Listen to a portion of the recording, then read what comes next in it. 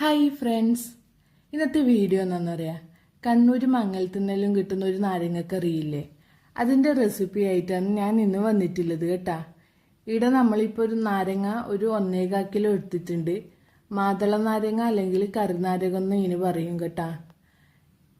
1.25 kilo നാരങ്ങ നമ്മളിവിടെ കനം കുറച്ച് അരിഞ്ഞെടുത്തിട്ടുണ്ട്.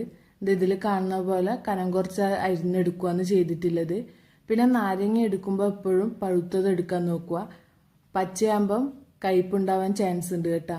അതിൻ്റെ തോലൊന്നും കളയാണ്ട് നമ്മൾ കനം കുറച്ചിട്ട് അരിഞ്ഞ് എടുത്തിട്ടുണ്ട്.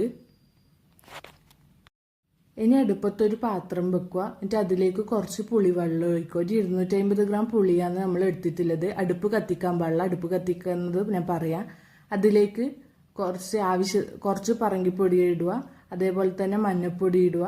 പിന്നെ പച്ചമുളകും ഇഞ്ചി ഇടുക. 100 ഗ്രാം വീതമാണ് പച്ചമുളകും ഇഞ്ചിയും എടുത്തിട്ടുള്ളത്. അതിലേക്ക് ആവശ്യത്തിന് വെള്ളം ഒഴിക്കുക. പിന്നെ കറിവേപ്പില, ആവശ്യത്തിന് ഉപ്പ് ഇടുക.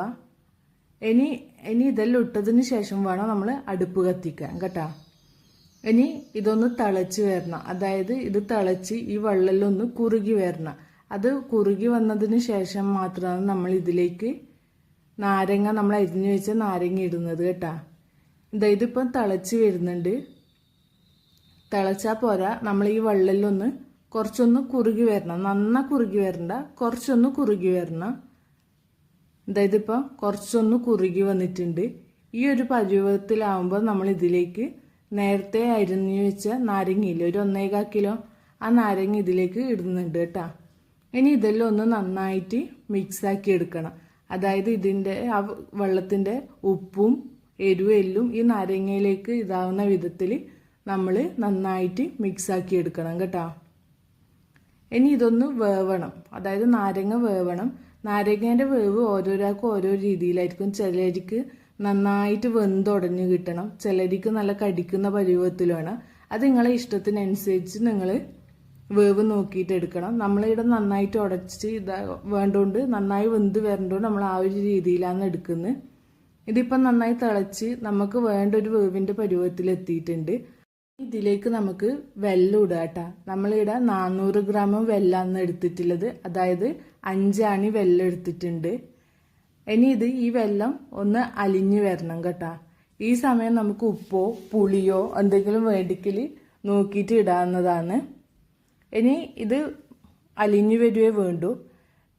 അതിനുശേഷം നമ്മൾ ഇതിലേക്ക് വറുത്തിടുകയെന്ന് കേട്ടോ ചെയ്യുന്നത്. വറുത്തിടുമ്പോൾ എപ്പോഴും ചൂടോടെ വറുത്തിടാൻ നോക്കുക. കാരണം അന്നേരമാണ് ഇതിന് ഒന്നുകൂടെ ടേസ്റ്റ് ഉണ്ടാവുക. അപ്പം വെള്ളം അലിഞ്ഞതിന് ശേഷം അപ്പാടും തന്നെ നമ്മൾ വറുത്തിടണം കേട്ടോ. വെള്ളം അലിഞ്ഞിട്ടുണ്ട്. ഇപ്പം നമുക്ക് അതിലേക്ക് വറുത്തിടുകയെന്ന് കേട്ടോ വേണ്ടത്.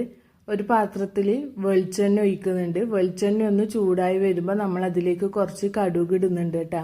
കടുകൊന്ന് പൊട്ടി വരുമ്പോഴേക്കും നമ്മൾ അതിലേക്ക് കുറച്ച് ഉലുവ ഇടുന്നുണ്ട്. ഉലുവ ഒന്ന് പൊട്ടി ആയി വരുമ്പോഴേക്കും നമ്മൾ അതിലേക്ക് ഉണക്കമുളക് ഇടുന്നുണ്ട്. ഉണക്കമുളക് 2ആയി മുറിച്ചിട്ടാണ് കേട്ടോ ഇടുന്നത്. അതേപോലെ കറിവേപ്പില ഇടുന്നുണ്ട്. ഇനി ഇത് നേരെ നമ്മളെ കറിയിലേക്ക് തട്ടുന്നുണ്ട് കേട്ടോ. ഇനി ഇതെല്ലാം ഒന്ന് നന്നായിട്ട് മിക്സാക്കി എടുക്കണം. ഇതെല്ലാം ഒന്ന് മിക്സാക്കി എടുക്കുമ്പോഴേക്കും നമ്മളെ നാരങ്ങക്കറിയുടെ റെഡി ആയിട്ടുണ്ട്. അപ്പം കണ്ണൂർ കല്യാണത്തിനെല്ലാം കിട്ടുന്ന നാരങ്ങക്കറിയുടെ ആയിട്ടുണ്ട് കേട്ടോ.